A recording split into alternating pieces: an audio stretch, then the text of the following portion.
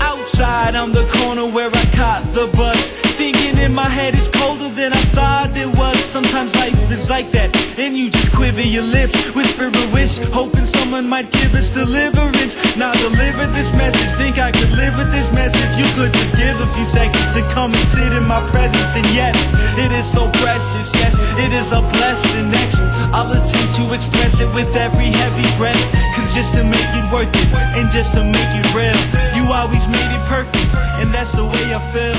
Sometimes we think too much. Hello, everybody. It is me, Duke CT, live here on the Duke CT Lounge. Thank you so much for listening to me, Duke CT. And man, what an interesting week. Well, not really. I mean, who cares? I mean, obviously, this week in wrestling, not much really interesting happened. Well, other than the fact that supposedly in a poll on the WWE website, as they say, who wants to be the new face of the WWE? And the last time I checked, well, Big Show was leading the poll outright, which just really, really sickened me with 94%. But hey, who cares? This is just going to be really, really, but then again, this whole face of the WWE stuff and all that good stuff, to me, it just, I just like this whole storyline, completely pointless, because at the end of the day, the true person, the true, real enemy of the storyline is not Randy Orton, it's Triple H. And Triple H, if he is not punished by or get completely humiliated, I mean, what's the point of the storyline? And I really don't care. And Big Show, 94% for Big Show. This is the real people who really want to. Supposedly right now, the total votes are as follows. It is a total of, 4 million votes, and Big Show is 94%, which just, with AJ Lee coming to second with 4%. Now, I honestly don't care for AJ Lee, but honestly, AJ Lee is more of a face for the, to me, be more of a face of WWE than Big Show is. I mean, it could be a positive female role model if they just know how to book her right, or what have you. Me as a face, stuff like that, because, hey, even though what's the most percentage of women that watch WWE, and some people report say it's 40%, and the way they booked the division, the WWE division, is so piss poor. I'm just like, why? I mean, if you're gonna book a division this poorly, why have it? I just don't understand it. But then again, I don't understand many things. For example, things I don't understand is this things I don't understand is this Survivor Series pay-per-view. And now this, my friends, is my preview event of that said show. So let's get this thing started. As we have, as our kickoff match, a.k.a. the match that no one's going to watch or care about, we have the newly healed Miz taking on the Wildcat, Kofi Kingston. Is he called that anymore? I don't know. Yes, the two mid-card for life. Who cares about these two people? And Miz wins via roll-up or what have you. Who cares? Next up, we have a 7-on-7 Survivor Series Divas Elimination Tag Team match. With Team True Divas, the Black Widow, AJ Lee, Tamina Snuka, AJ Fox. Oh, God. Fail. Alicia Fox, Caitlyn, Oksana, Rosa Mendez, and Summer Rae. Taking on Team Total Divas, Natalya, the Bellas, Brie and Nikki, the Funkadactyls, Naomi and Cameron, JoJo, and Eva Marie. Oh, joy. This is going to be the best match in the entire night. I cannot wait for this match. Look, I don't want to be a person who's anti-women matches. I love women matches when they're good and presented well. I still have my record. One of my matches of the year is the Summerversary last woman standing match between Gail Kim and Tara Terrell, probably one of the best female matches this year. In fact, I honestly think it rivals some of the male matches, not only TNA, but also WWE. But this match is going to be piss poor, and I can predict that one of the Total Divas, which, by the way, what really pissed me off is just, Eva Marie and JoJo, I really wish they could just got some two NXT divas. I really think that would have been better instead of just having these two newbie divas just throw them out there on television who have no real personality or no real completely, no type of characters whatsoever. That sort of thing just really, I guarantee you, people who actually worked on NXT really, really hard and everything else like that are going to get the shaft, or these two freshly mid divas get thrown out there because of E or W, like, oh, this would be perfect new drama, which is crap. I just don't really care. Also, the musical chairs to hype up this thing, yeah, brilliant WWE. And you wonder why people don't treat your division with serious poise. And you're like, well, we just get JBL to snark at it. See, we're rooting for you. Nudge, nudge. Yeah, I'm sorry, but that shit don't fly. Yes, I'm sorry, it doesn't. And the reason why it doesn't fly, because you can have a good women's match, a good women's roster. You have some really talented women in NXT and the WWE roster, the main roster right now. Hell, people are cheering AJ Lee. They want her to turn face because they love her. People like her. I don't really care for her, but people do. I really enjoy her. Personally, I'm more of a Caitlyn guy, but hey, that's just me. But you know what? I feel that this whole I just really wish that if they actually cut the crap and actually start building it as at least semi-competent division, the WWE women's division probably one of the best, could be a really good division instead of these stupid matches that go for 5 or 10 minutes and it just doesn't really do anything. I'll credit TNA this or something like this. When they do have a women's match, it doesn't last for 5 or 10 minutes. They actually make it a focal point in the show, which a lot of people like or dislike. But at least they seem like they sort of care in the division and the Knockouts division. And I'm hopefully it's going to get some new knockouts soon with the Blossom Twins. Going to the main roster with the UK tour coming up. I foresee the Knockouts division getting really big, and hopefully Eva Lise comes back and we get some really good positive knockouts and people, stuff chasing out the belt. But that's just my personal opinion. Anyway, next up is the WWE Intercontinental Champion rematch as Big E Langston in his first title defense take on Curtis Axel. Yeah, I don't care about this match at all because Curtis Axel is one of the most blandest guys out there. And Big E, he does have potential, and I think he could be a really big star. I just hope that WWE doesn't screw him over. Who cares? But cares about that. I have Big E Langston winning, and also for the 7-on-7 Divas match, it's going to be a cluster F, and it's just going to be a true cluster F. Screw it. I'm going to say it. JoJo and Eva Marie will be the surviving members of the team and win. I don't care. That's what's going to happen. That's what I foresee. Anyway, next up we have a 5-on-5 male Survivor Series elimination tag team match as The Shield, Dean Ambrose, Seth Rollins, and Roman Reigns, and the Real Americans, Antonio Cesaro and Jack Swagger with Zeb Coulter, take on Cody Rhodes, Goldust, the tag team champions, the Usos, Jimmy and Jay Uso, which should be tag team champions, and the returning Rey Mysterio, whose legs are basically like toothpicks at this point. This match could be a lot of fun. I think this match could be a bit fun. I have the faces winning. I have the faces winning, but then again, Mysterio and his team beat the Shield tonight, so you never know. I think the Shield might be the final members to be the Shield or the Real Americans. So you don't know without that. So yeah, I think the heel team, I think the surviving members will be probably Dean Ambrose and probably Antonio Cesaro.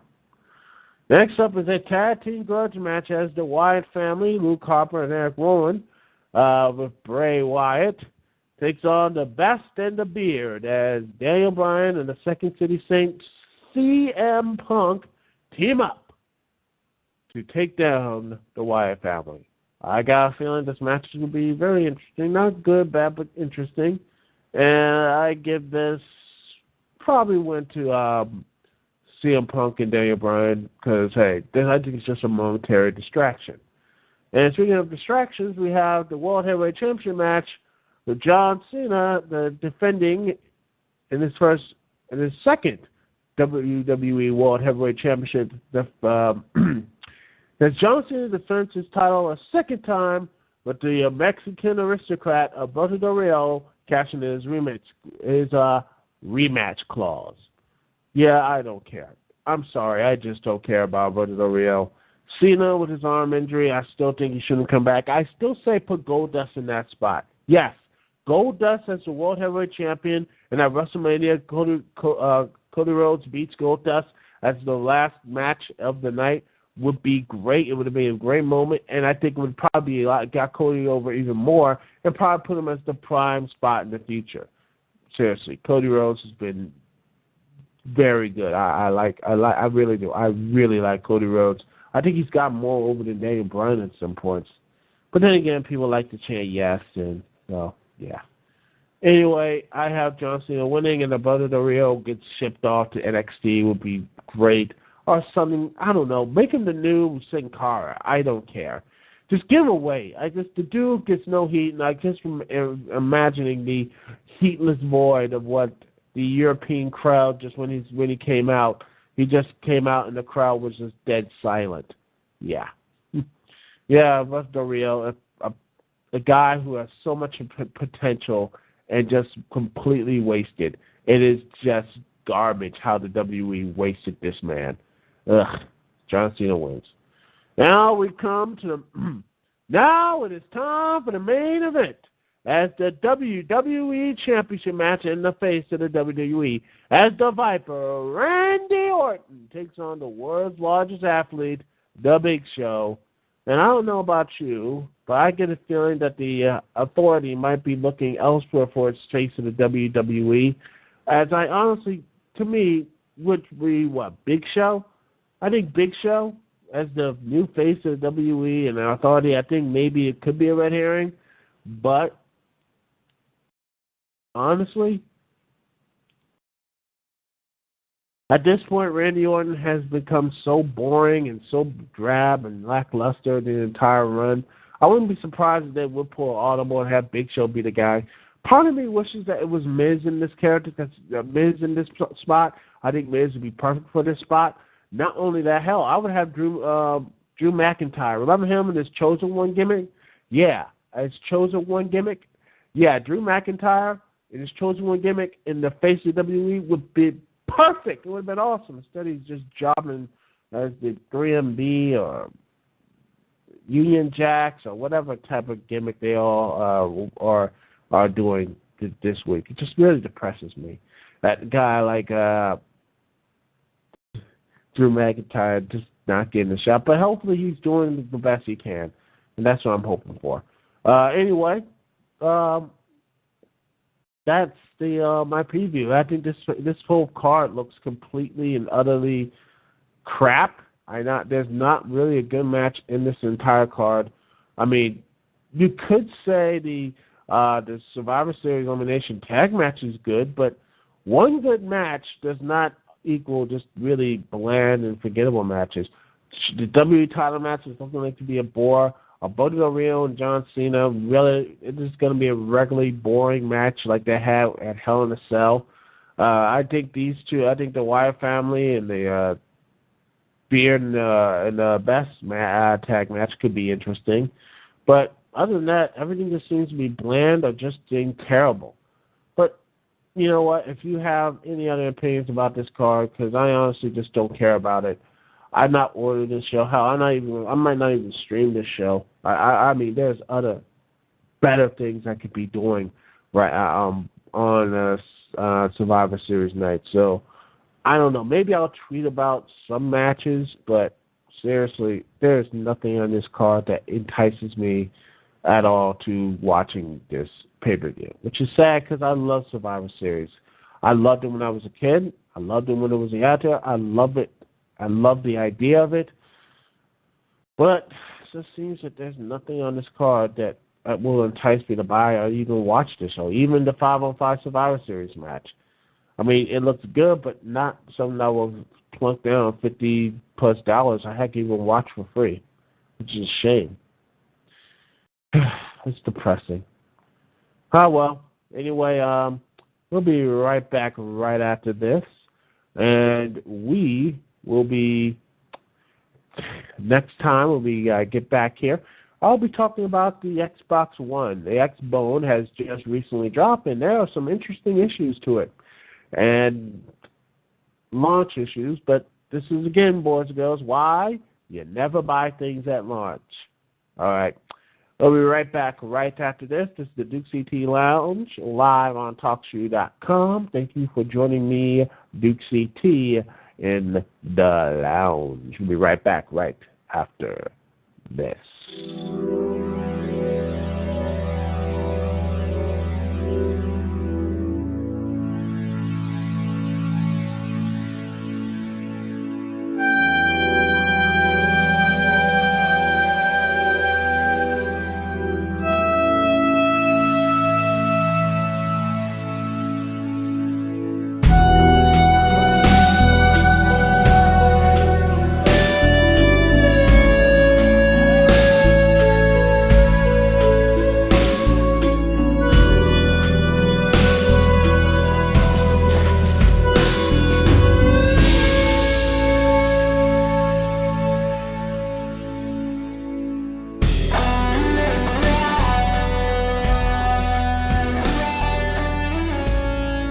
And we are back live here on the Dukect Lounge. Phone number, as always, it is 724-444-7444.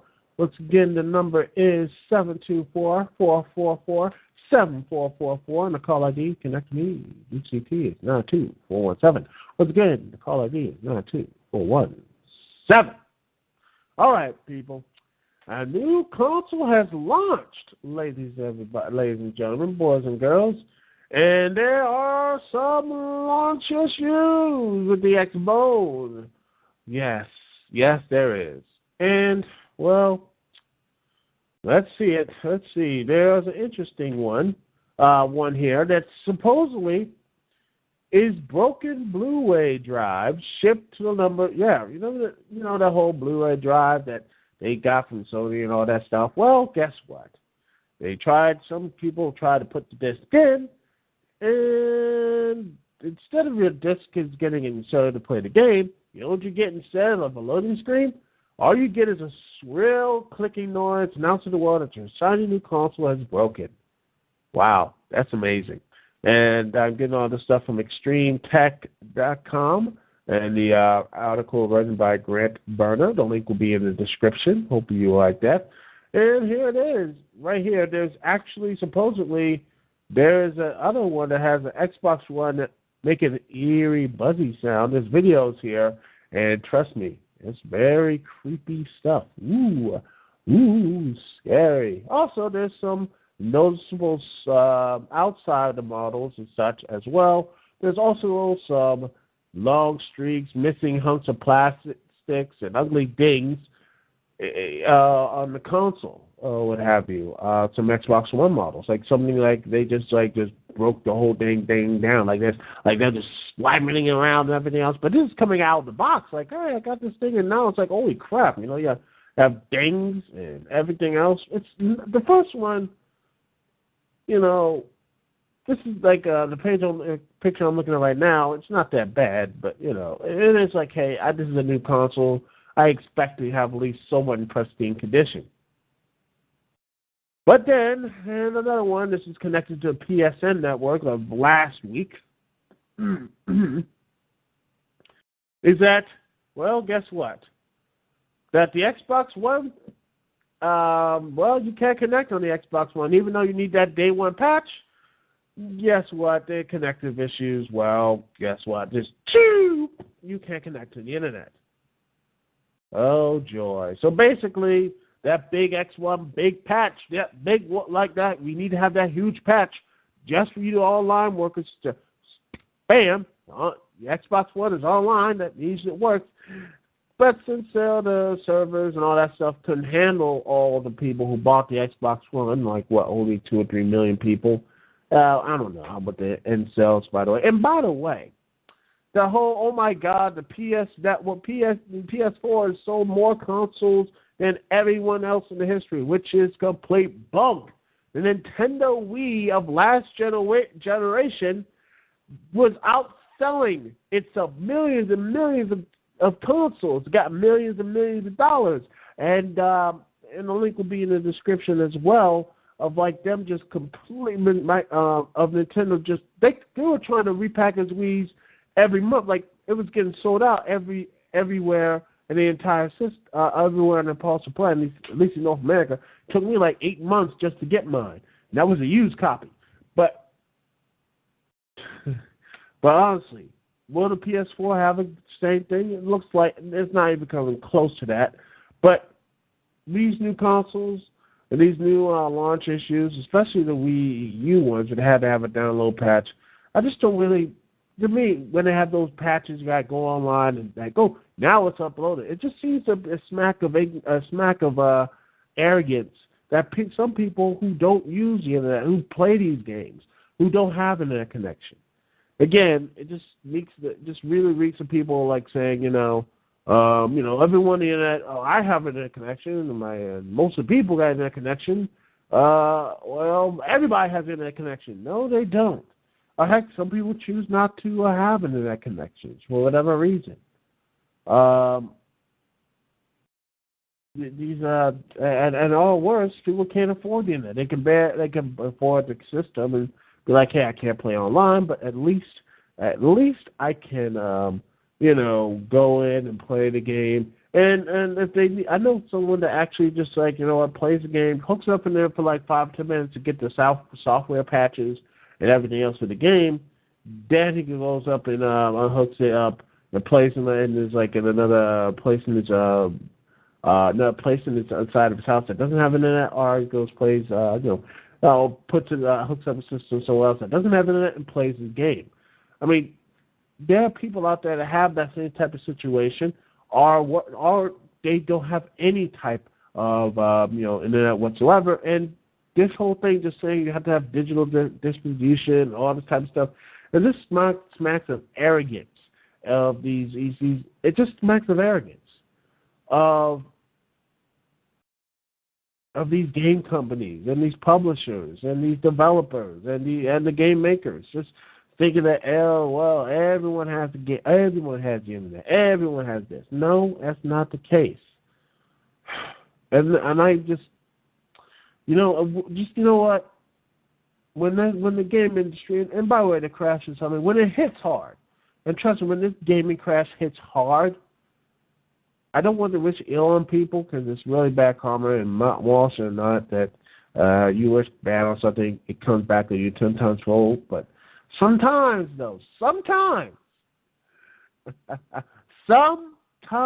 I just wish I will be there when the shoe finally drops and they're like, oh crap, we don't have enough money to profit out to these games or these big systems, and oh crap, what are they going to do with the consumers are just going to say, we're tired of this crap and not buy their stuff anymore. Oh man, I would kill to be in that room. Just for a second, just to see them sweat and yell and scream and bitch and moan and blame us, the consumers, which they will do, saying, you guys wanted the big count, bit. That's complete BS. Hell, I'm happy with the new graphics. But at the end of the day, if the game's not good, I'm not playing it. That's just my personal opinion. And honestly, I will probably get a PS4 and probably get an Xbox One day, but that day ain't today, and that is not coming out anytime soon. Anyway, that's just my little opinion on it. And that is my little opinion about a couple things that we're going to be talking about tonight here on the Duke CT Lounge. And, well, that's it for the show, ladies and gentlemen. Well, ladies and gentlemen, that's it for the show. Thank you so much for listening to me, Duke CT, live here on the Duke CT Lounge. Remember, we are live every Friday night here on TalkShoe.com. Chat room is always on lock. We have all these people. If you can't call us, it's chat room on lock. And remember, you can listen to me live, not only on TalkShoe.com, but also on my blogspot page at Duke CT Productions at blogspot.com.